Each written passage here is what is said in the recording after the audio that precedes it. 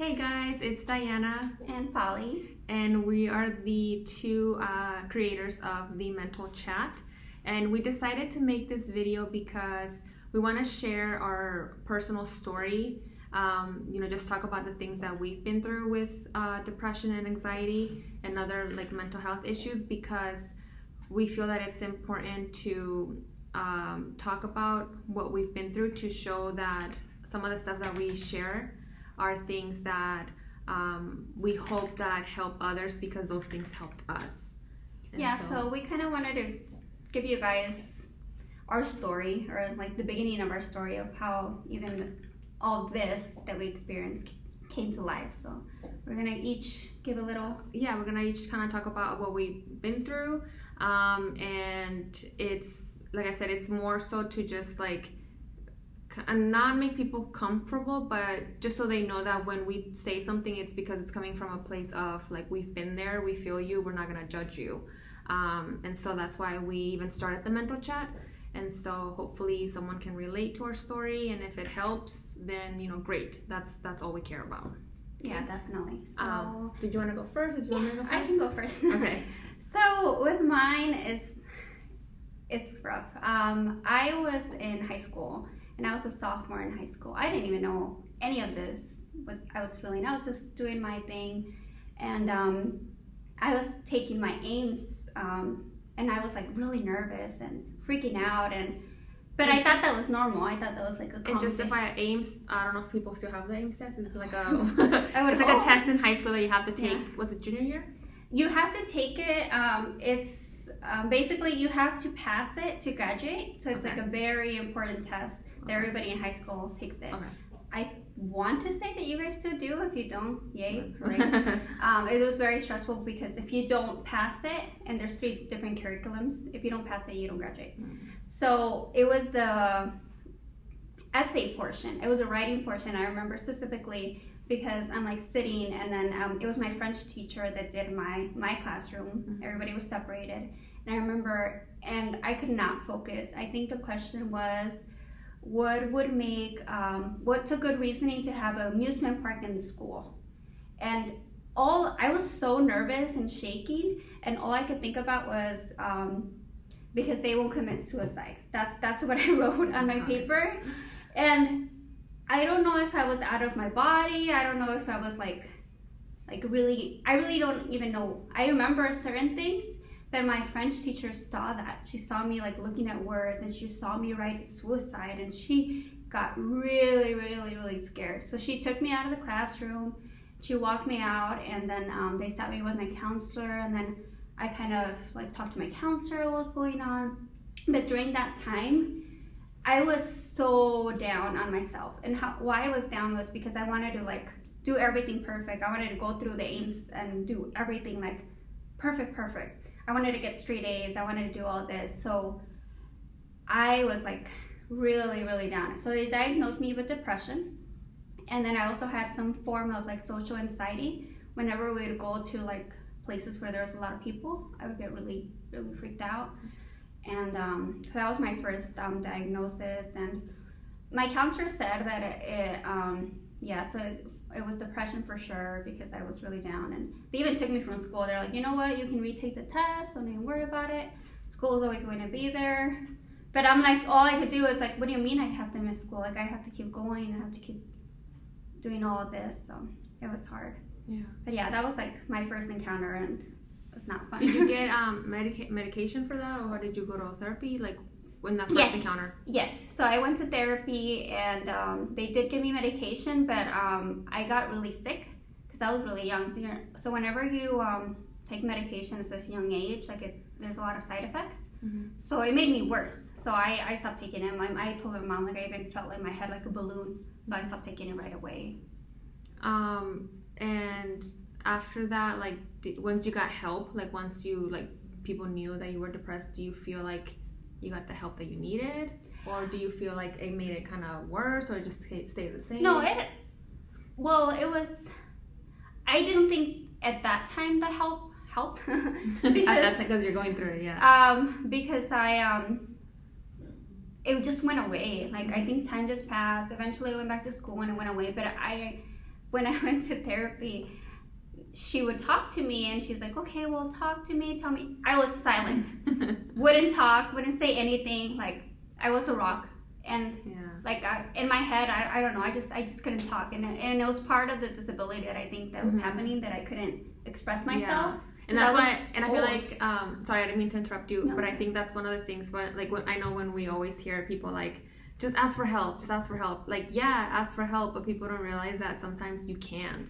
Like, you can't ask for help because you're just so overtaken with like this illness that you're not yourself. And you don't even know if you needed help. Yeah. And then I thought I was fine at that time. And then even when I wasn't fine, I was like, the lady was just talking and I'm just like, she doesn't even know what she's doing. Like, and like, I'm not going to talk. Like, I was very reluctant to even talking. So I was like, I don't know how she's going to help me because I don't say anything. We went through our sessions and I would say nothing. And she would just try talking to me and I'm like, okay.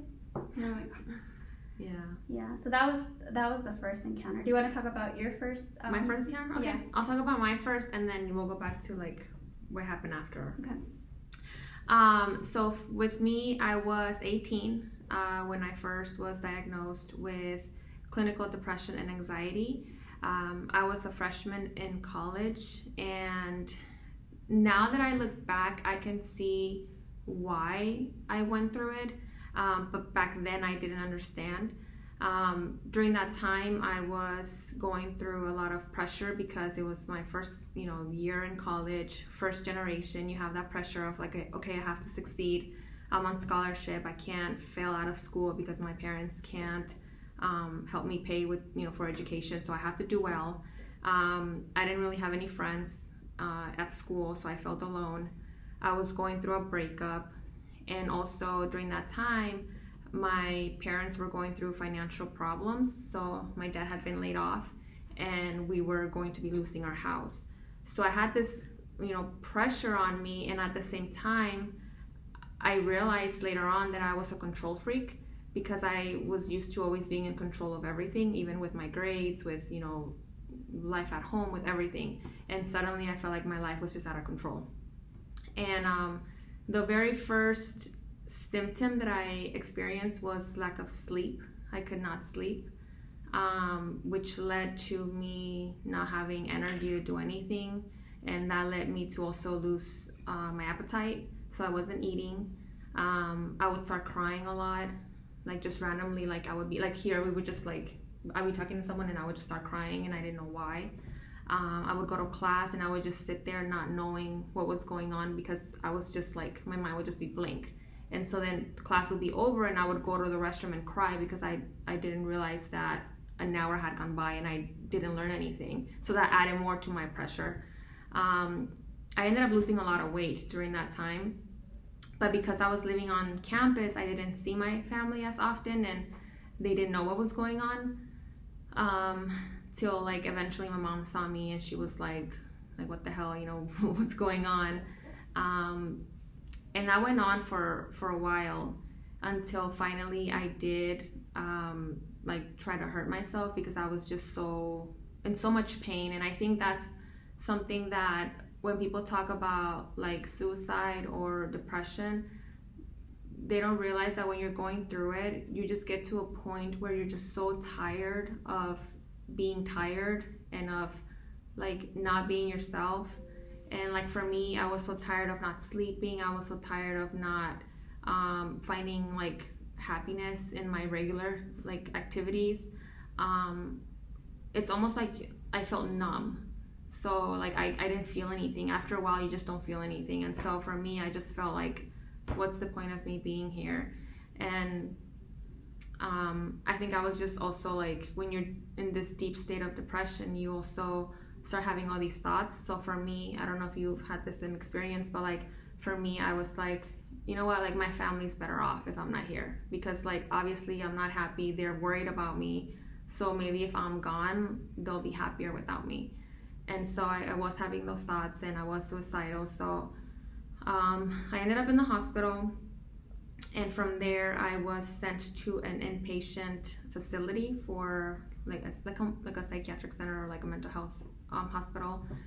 That was probably the scariest thing in my life because Like when I showed up, they like stripped me down. They gave me some scrubs. They like make sure that I didn't have anything on me. They took me straight to this like little room where like this doctor or therapist there immediately asked me all these questions. I think it was like a psychiatric test, I think, right on the spot. She gave me medication right away, and I was there for almost a week. During that time, I was by myself in this room. I went to group therapy, I went to one-on-one therapy, I was taking medication, and only my parents could see me pretty much. And I just remember that it was right before Thanksgiving, that Wednesday. One of the guys that was there, he really looked out for me, because he told me like, hey, if you know you've been doing okay, you're not at risk, pretty much. Like I'm not at risk of like hurting myself. He's like, if we can get all your paperwork done and you show that you like are doing good, we can get you out of here before Thanksgiving. Otherwise, I would have to wait until that following Monday. That was an extra 4 days. So I'm very grateful for him. I don't even remember his name, but he was able to get everything done, and my parents took me home that Wednesday before Thanksgiving. That Wednesday night, I got home like around 6:30 p.m. So after the inpatient, did you go see someone? Like, yeah, I had to go see a therapist. So that was one of like the requirements, pretty much, of like being released. I had already set up an appointment to see a therapist, to be like an off-patient treatment. Did they give you medication too? I continued the medication that they gave me. Did you feel like it helped? You know, at the time, I don't think for me it did, because I think I was in shock. I think for me it was more like I was in shock. So it was more almost like everything got shaken up, and so I was like, okay, like I'm better. But then as time went by, I was like, no, like I'm not better, you know? And so for me, my experience with medication was worst, because I ended up gaining a lot of weight. So I had lost all this weight. I was super skinny because I was malnourished. I wasn't eating. And then I gained all this extra weight that I wasn't used to. So now I was like, I was like, whoa, like now my body, like I don't recognize it anymore. I'm like extra heavy than I've ever been. I couldn't focus. So the medication, that first one that I took, I couldn't focus, even though I wasn't as depressed. I couldn't focus in school. They actually changed my medication twice, and eventually I ended up just like getting rid of it. But me personally, it didn't help me.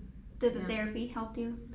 I feel like at first it didn't, because kind of like how you said, you're just sitting there and you're like, you don't know anything. Like you don't know how I feel. You don't know what I've been through. You're getting paid to tell me these things or to make me feel better. Like, you know, you don't understand me. So at first, yes, I felt like it, or at first, no, I felt like it didn't help me. But over time, I feel like my therapist helped me understand why I fell into that like state of depression. And so like some of the coping mechanisms that she gave me, I felt like, okay, like I understand that it's supposed to help me, so I would try it, and I just kept doing it, and it eventually helped me. Yeah, so the second time around was my senior year. So I had a really good junior year. I was doing great. I was like super happy. But I think I fell back because I got back into that same state of mind that, no, I need to do things perfect. We were like graduating. People were like talking about going to college. I hadn't even applied for any school. Like I'm like a DACA recipient. Recipient. So at the time I didn't have anything, so I couldn't even go to school. So I wasn't even worried about that, but it was really stressful. And my grades, I had Fs. Like I was failing most of my classes. I was failing English. So I'm like failing English my senior year, and so I got back into like really heavy depression. And that's when they found out. One of my teachers was like, she's not doing good. And then they went back to my counselor. My counselor was like, this is happening again. We need to take you back into therapy. And I went back to the same therapist. And like the same thing again, I didn't really, this time I talked to her more a little, but I didn't feel like it helped. I wasn't on medication, and I had really bad insomnia. Like that's something I mentioned. I had the same thing. I couldn't sleep at night. Yeah. So I would just be up hours and hours, and it's so weird for me now because now I fall like a rock. Yeah, and just a little side note, because I know we wanted to talk about this too, like with insomnia or when we talk about not sleeping, I feel like everybody complains like, oh, I didn't sleep, but like you slept at least like 5 minutes or 10 minutes. Yeah. When you're depressed and you don't sleep, Yeah. your brain literally does not rest. Like you're up every single second of the day. Like you don't rest. Like your brain's just like running. You don't even remember like dozing off for a second. You didn't doze off the whole night, and you're back to doing it. And it's not like I'm falling asleep during class. I don't fall asleep during class. Yeah. So my brain keeps going and going and going. And that's why you get so like I'm going crazy because like you're not resting. Like your brain doesn't go on this little mini break for at least 5 minutes. Like it's just constantly going. And that's how it was, and it was really hard for me. And I just remember like going and like running really fast too, because it's like your brain, it goes darker when you can't sleep. Yeah, exactly. Yeah, and they never told me like, oh, you can take this kind of melatonin or anything. Like at the time, they didn't tell me anything. Yeah.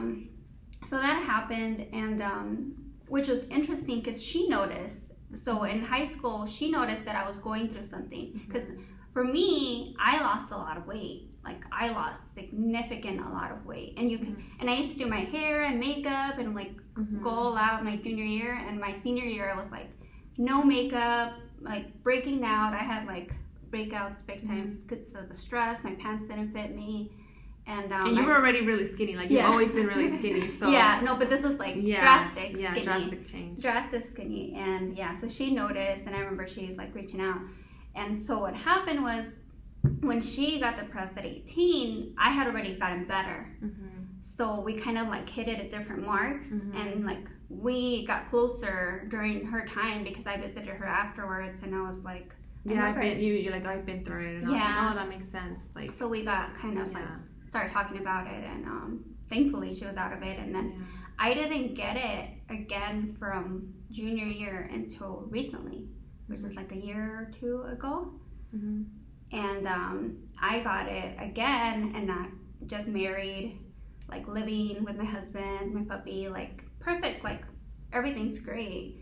And it just hit me like big time. And it hit me big time that I would I would kind of like hide it from my husband because I can't tell you that something's wrong with me because everything's supposed to be great. Yeah. So I held on to everything, like heavy as a rock, held on to everything. And for me, what was happening is I was crying in my desk. So I was at work, crying in my desk.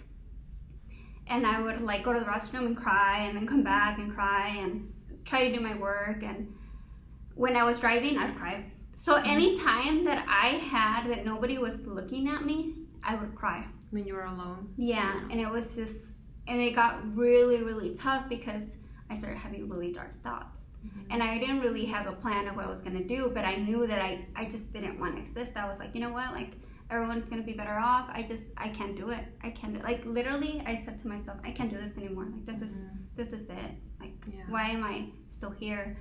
And I don't know what it was, but I said, I booked an appointment. I was like, I can't do this. I need help. And I ended up making an appointment, and the appointment couldn't come sooner because I remember it was like a whole month. So I remember we were like, what the heck? Like, it's an emergency. Like see me now. Like I kind of wanted them like see me now. So when I called, so my because the prior year, like my regular doctor had said, hey, do you have anxiety? I'm like, yeah. And he's like, oh, do you want to see like therapy? And I'm like, no, I'm not that like bad. I'm fine right now. So she's like, I'll still put it on there. So the time I called, the referral had already ended because it's a year referral that they do. It expired. So it just expired when I called. Yeah. So they said, oh no, you need to call your doctor because we don't have a referral for here. So they're like, oh, it'll take, so it took like a whole week. So that took a week to just get that. And then I finally called, and where I went is Crisis. It's called Crisis Preparation Center. And we'll have the information. Yeah.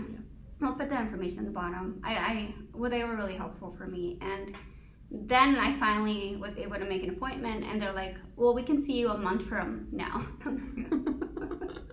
And I think within that time I saw her and I'm just like holding strong, like I'm like I just need to hold on, like this last, like I'm like I can do this, I just need to like last this month. And it was, you take it literally day by day. It's like day by day, and sometimes hour by hour. Yeah, it sucks. And you don't understand because it's like you hear us now and like I'm not laughing, but it's something that you're really holding on to because it's so hard. Yeah, it's like, very, very hard. You're literally like, I don't even know how to explain this. Like, it's like you're grasping for air like every freaking minute because you're just so like suffocated with this, like, I don't even know what it is, like illness, darkness, whatever you can think of that's just something that takes over you. That's exactly what it is, because it's no longer you. Like, it's not you. Like, this is me right now. This is you right now. When we're depressed, that's not me. Yeah. Like, I'm a different person. Think about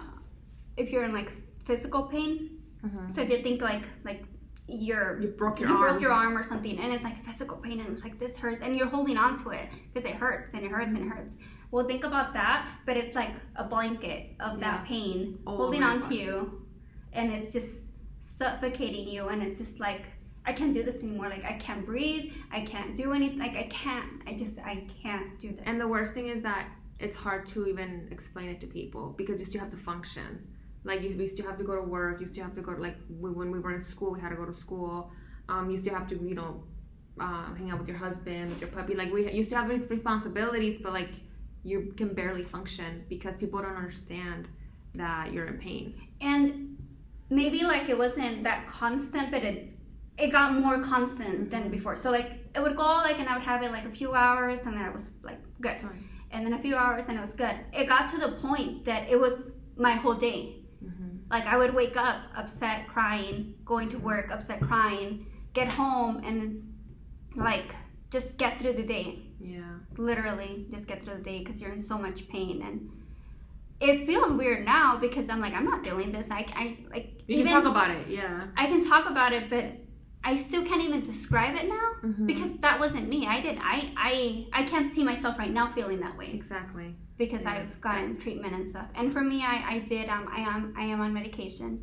So they treated me with depression/anxiety medication. And it's a small dosage, but it's the only thing that's really helped me. So for you, like, you have a positive experience with antidepressants? Yes. Yeah. Okay. Yeah. Good. In the beginning, it wasn't because like, you get nauseous, you get like dizzy, like you. So it's like another, like, so I'm like, I'm feeling like shit, and then I feel more like shit because now it's like physical. So. And that's something that, like, for me, I had to, like, really understand because, like, with the medication, I was so like, no, it didn't help me, I'm against it.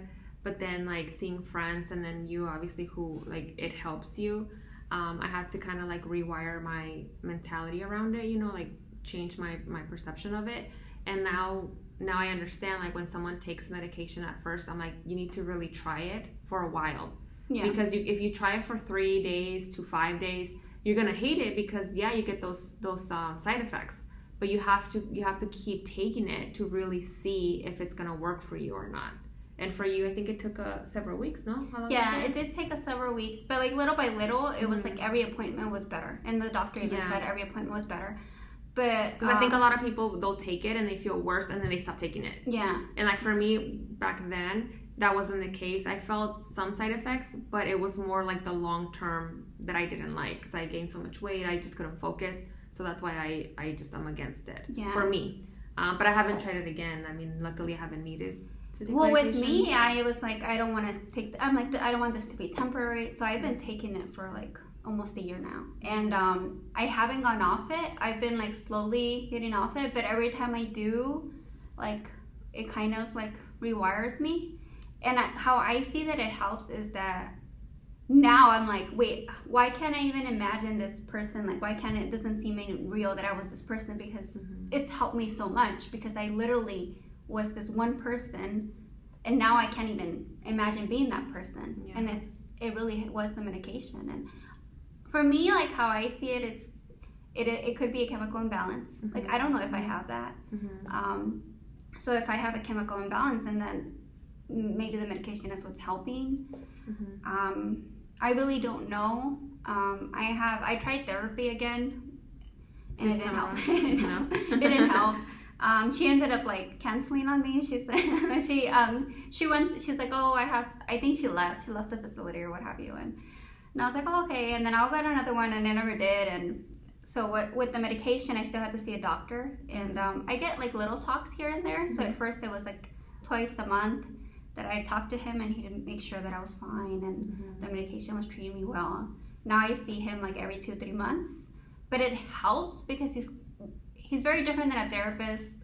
He's a nurse practitioner, so he has to prescribe the medication, but he is more realistic. I got along. Maybe it's just how I got along with him. I think that's what it was. Sometimes you think therapy doesn't work because you had the wrong person. Yeah, it's so important to be comfortable with your therapist. If you're not comfortable, change it. Change to a different therapist. And the other therapist for me didn't work because I was like, I should just do it myself. Like she's basically telling me everything that I know, like what to do.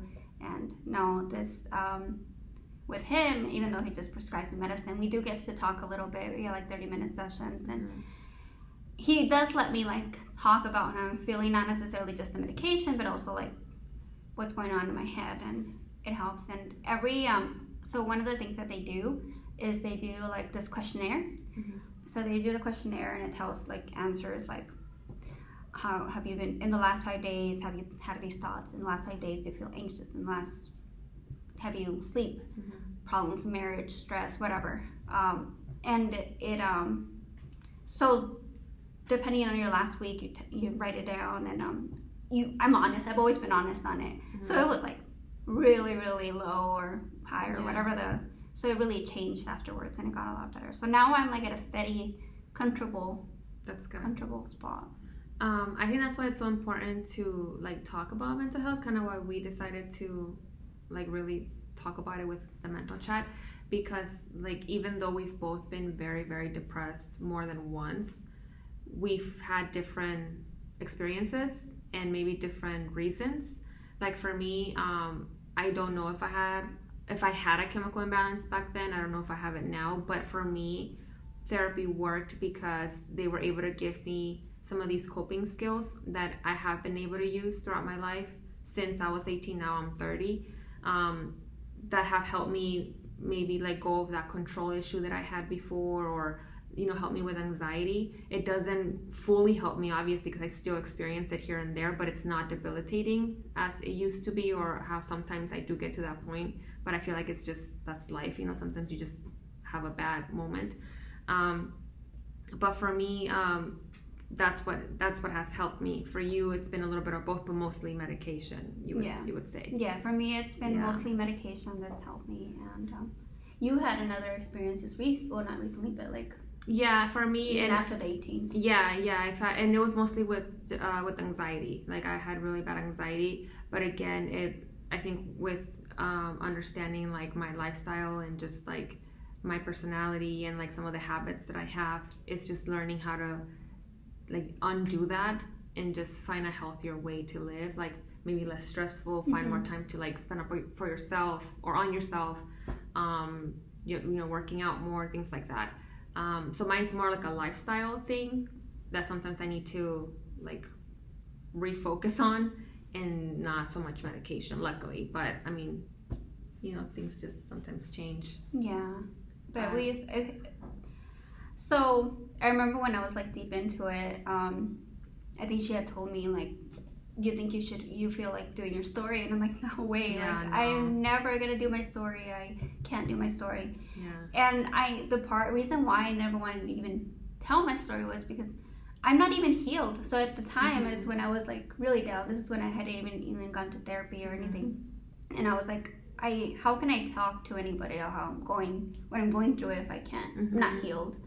So now, like at this state, like I feel like we've come a long way. Oh yeah.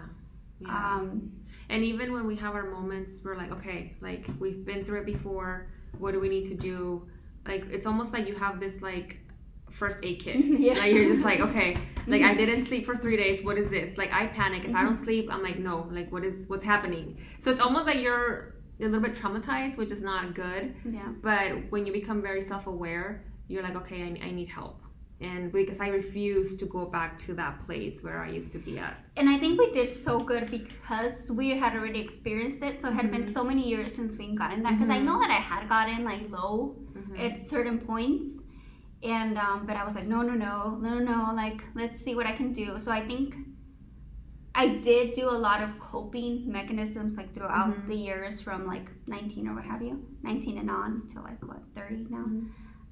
But what happened was that sometimes there's things like beneath yourself that you can't even if you try, like sometimes it's life and it's hard and people expect so much from you, or you yourself may expect so much from yourself that you get dark, you get into this like, and you need to ask for help, you need to go out there and or at least like, I feel like when you educate yourself about the fact that there is such thing as like a mental illness, that sometimes you obviously can't see it, that you or other people around you can experience.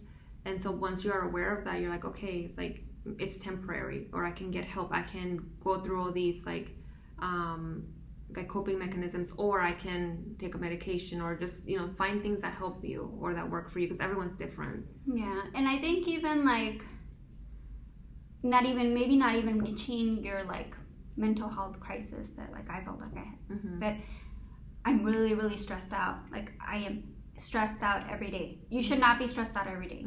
You should not even feel stress. You should be relaxed. There's stress that happens in our lives, but if we're living and we're working so hard that we have no healthy like benefits towards it, it's not worth it. I don't think it's worth it. You need to have at least some like minutes a day where you're like, okay, like, you know, I'm okay, and find things that you do for yourself to make sure that you're taking care of yourself. Because if you're not taking care of yourself, you can't take care of anybody else.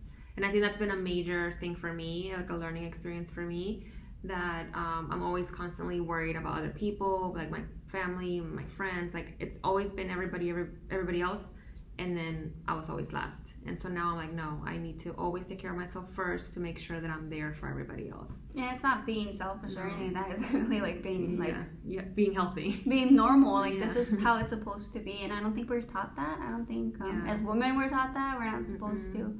Or just be comfortable asking for help, and that's why it's important to do it, because once you get to that level where you're really, really like depressed, it's really hard to ask for help.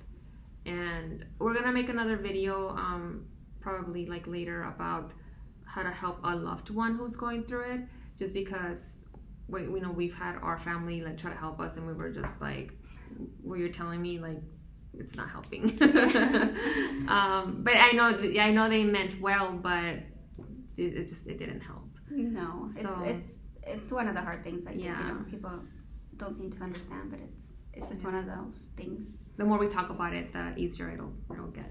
Yeah. So we hope that you've enjoyed like hearing our story. And I hope it helps and maybe becomes relatable. Not that we want you to experience this, but if you are, it's not normal. We were talking about it like this is not normal. This is not a normal way of feeling, but it is common. It's common. Yeah. It's a common. And it happens to a lot of us, and I don't think a lot of us talk about it. It happens to, if it didn't happen to you, I think it happens to everyone at some point. Like we all feel a form of anxiety or stages of like mild depression. Like it's totally normal. We're humans. But when you get to that really like deep level of it, obviously it's not healthy. Or maybe you know someone who has gone through it. So hopefully like hearing our stories makes you understand a little bit better what they're going through. And our plan is to continue making videos, sharing more about the things that we have learned, maybe other like specific experiences that we've had, things that help us on a daily basis, like the aftermath of, because we're talking about that too, like the stuff that we've experienced after we felt better. It's another struggle, because then you have to deal with like the trauma of like, oh, I went through a state of depression, and you deal with that. So we'll make a video on that, and hopefully just, you know, we want to throw out information, our experiences, and whoever it helps, you know, we hope it helps, and that's our intention, because we know how hard it is, and when we were going through it, we wished someone would have told us, hey, like I went through that too, and it's gonna be okay. Yeah, I think the biggest thing for me is I never felt normal, and even to this day, I never felt normal to talk to anyone about this because it freaks them out, and it's very lonely. So this is a very lonely conditions that we have, and it shouldn't feel that way. We should have support, and normal people go through this. This doesn't make you crazy or anything. Yeah. So hopefully this helps everyone. Yeah, let us know what you think. Go ahead and DM us, send us messages, whatever you need. We're always here for you guys. Yeah, we appreciate you guys listening. Bye.